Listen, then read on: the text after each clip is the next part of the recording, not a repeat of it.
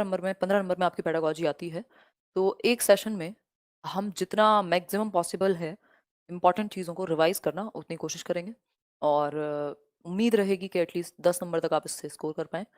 बाकी आपकी पर्सनल जो मेहनत है वो भी कंट्रीब्यूट करेगी इस चीज़ में। सेशन अच्छा रहेगा, आपको समझ में आएंगी चीज़ें जिनको मैथ्स से डर लगता है, एटलीस्ट मैथ्स पेडागोजी में आप कुछ अच्छा स्कोर कर पाएँ, ऐसी कोशिश रहेगी। चलिए स्टार्ट करते हैं। सेशन आपको पसंद आए, डिस्कशन आपको पसंद आए तो लाइक शेयर सब्सक्राइब आप बिना कहे कर दीजिएगा, है ना।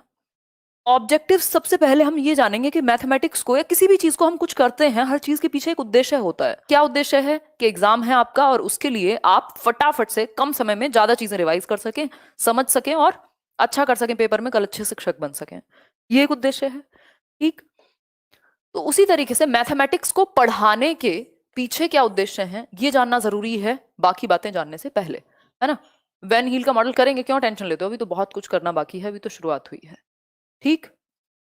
देखिए मैथमेटाइजेशन पहला पहला और बहुत ही अमेजिंग, बहुत ही इंपॉर्टेंट, जो कि बार बार आपको देखने को मिला भी होगा एग्जाम में, mathematisation of the child's thought process. यानी बच्चे की जो चिंतन प्रक्रिया है उसको मैथमेटाइज किया जा सके, गणितीय बनाया जा सके। मतलब इसका मतलब क्या है, वो डेली लाइफ में, अपने विचारों में, आइडियाज में, अपनी थिंकिंग प्रोसेस में मैथमेटिकल थॉट्स को यूज कर सके, मैथमेटिकली सोच सके, रियल लाइफ में अप्लाई कर सके जो उसने कॉन्सेप्ट सीखे हैं या जो भी मैथमेटिक्स उसकी डेली लाइफ में आसपास नजर आता है उसको वो एक्टिवली यूज कर सके, मतलब विचारों से उसके जुड़ जाए मैथमेटिक्स। और दूसरी चीज क्या है, मैथमेटिक्स में मैथमेटिक्स को बच्चे एंजॉय करने लगे। तो first is mathematisation of the child's thought processes. बच्चे की जो सोच है, उसकी जो चिंतन प्रक्रिया है, उसका हम मैथमेटाइजेशन कर सके, उसके दिमाग में एक थॉट प्रोसेस एक्टिव हो सके मैथमेटिक्स या मैथमेटिकल इश्यूज या प्रॉब्लम्स को लेकर के। दूसरा, बच्चा एंजॉय करने लगे मैथमेटिक्स को, ऐसा नहीं है बोझ के रूप में समझे, अपने आप में इंटरेस्टिंग सब्जेक्ट है। यदि टीचर अच्छा मिल जाए आपको तो बहुत बड़ा रोल है इसमें टीचर का, मुझे ऐसा लगता है। और अगर मैं बात करूं, यही बात डेविड व्हीलर कहते हैं, शायद आपने कभी पेपर में देखा भी होगा। डेविड व्हीलर कहते हैं, David wheeler says bilingual, basically मैं आपको एक्सप्लेन करती हुई चलूंगी सारी चीजें, अगर आप समझने की दृष्टि से आए तो बिल्कुल समझ आएगा। डेविड व्हीलर कहते हैं कि भाई इट इज नॉट, हाँ, it is important to mathematise the child's thought process rather to know a lot of mathematics. मतलब आप बहुत ज्यादा मैथमेटिक्स जानते हो, सारे सवाल हल कर देते हो, इससे ज्यादा जरूरी है कि आपके थॉट में, आपकी थिंकिंग प्रोसेस में, आपकी प्रॉब्लम सॉल्विंग में मैथमेटिकल थॉट हो, मैथमेटाइजेशन हो। तो ये बात आप याद रख सकते हैं कि डेविड व्हीलर क्या कहते हैं कि भाई it is important to mathematise the thought process of the child rather to know a lot of mathematics. बजाय कि उसको बहुत ज्यादा मैथमेटिक्स आता हो, उसकी थॉट प्रोसेस मैथमेटाइज हो जाए, वो मैथमेटिकली सोचने लगे, रटना नहीं, थिंकिंग में आ पाए, नेचुरली वो कनेक्ट कर पाए लाइफ से। दूसरा पॉइंट देखिए, डन है ये। सेकेंड पॉइंट है making mathematics a part of child's life experience. ये तो एनसीएफ भी कहता है कि भाई आप क्लासरूम की नॉलेज को रियल लाइफ से कनेक्ट कर दीजिए, यानी वास्तविक जीवन से बच्चे के कनेक्ट कर दीजिए, किसको, क्लासरूम को। तो बेसिकली बच्चे के लाइफ एक्सपीरियंस का, उसके जीवन को जीने का अनुभव उसी में समाहित हो, किसमें, मैथ्स भी समाहित हो। जैसे भाई वो कहीं दुकान पे टॉफियां लेने गया है, अब मैथमेटिक्स तो हर जगह है लाइफ में, तो आप ऐसे ही कनेक्ट कर दें कि वो रियल लाइफ एक्सपीरियंस से जोड़ पाए अपने मैथमेटिक्स को। फिर है नेक्स्ट चीज, टू डेवलप लॉजिकल थिंकिंग। हम ये सब जानते हैं कि मैथमेटिक्स एकदम प्योर कहा जाता है इसको, मतलब लॉजिकल थिंकिंग पे, फैक्ट्स पे बेस्ड है, कहानियों पे बेस्ड नहीं है। या मैं कहूं तो इसमें बहुत सारे पर्सपेक्टिव नहीं हो सकते जैसे पेडागोजी में होते हैं, जिसकी वजह से बहुत सारे इश्यूज होते हैं आंसर कीज से लेकर के, और कॉन्फ्लिक्ट चलते रहते हैं, आपको लगता है ये आंसर होगा वो आंसर होगा, क्योंकि पेडागोजी अपने आप में फैक्चुअल सब्जेक्ट नहीं है, वो फैक्ट्स पे कम बेस्ड है। अगर मैं कहूं, स्पेशली मैं चाइल्ड डेवलपमेंट वगैरह की बात कर रही हूँ, जिसमें बहुत सारे लोग हैं, बहुत सारे लोगों ने, फैक्ट्स उसमें भी हैं, लेकिन बहुत सारे पर्सपेक्टिव शामिल हैं, बहुत सारे परिप्रेक्ष्य शामिल हैं, क्योंकि बहुत सारे थिंकर शामिल हैं जो अपने अपने विचार रखते हैं। ऐसे बहुत सारे लोग हैं जिनको जीवन भर से क्रिटिसाइज किया जा रहा है बट उनको मान रहे हैं, वहां पे कॉन्ट्राडिक्शन है। मैथमेटिक्स में कॉन्ट्राडिक्शन बहुत ज्यादा नहीं है, हम कह सकते हैं प्रूवन चीजें हैं, तो कह सकते हैं कि लॉजिक पे चलता है मैथमेटिक्स। बच्चे की थिंकिंग को हम लॉजिकल बना सकें, तर्कपूर्ण बना सकें, ताकि वो जस्ट एक्सेप्ट ना कर ले चीजों को, अंधविश्वासों को, वो उसमें अपना तर्क लगाए, वो उसमें अपनी सोच लगाए, उसके पास फैक्ट्स हों, प्रूव करे, चीजों के कंक्लूजन तक जाए और हायर लेवल या higher order thinking skills develop करे। देखो children understand the basic structure of mathematics. जो बच्चे हैं वो बेसिक स्ट्रक्चर, जो बिल्कुल बेसिक प्रमुख संरचना है मैथमेटिक्स की, गणित की, उसको समझ पाए कि ये काम कैसे करता है। जैसे अर्थमेटिक्स जिसको हम अंक गणित कहते हैं, एलजेब्रा जो कि बीज गणित की समझ है, जियोमेट्री ज्यामिति, और ट्रिग्नोमेट्री त्रिमिति, आई थिंक त्रिकोणमिति कहते थे, है ना। तो ये सारे जो कॉन्सेप्ट्स हैं, ये जो स्ट्रक्चर हैं, संरचनाएं हैं मैथमेटिक्स के रिलेटेड टॉपिक्स की, वो समझ सकें, एक बेसिक स्ट्रक्चर उनके दिमाग में आ जाए।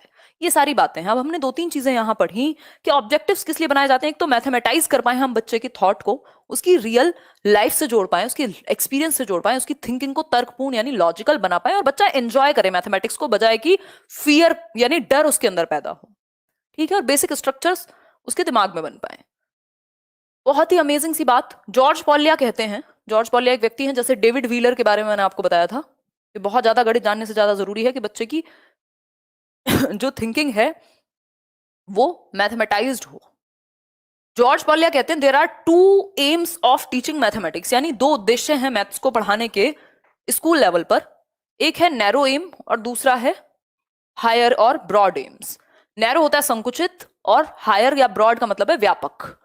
तो अगर मैं बात करूं नैरो एम्स की, तो इसको हम कह सकते हैं संकुचित उद्देश्य कह लीजिए आप, और अगर मैं बात करूं हायर या ब्रॉड एम्स की, तो इसको हम व्यापक कह सकते हैं।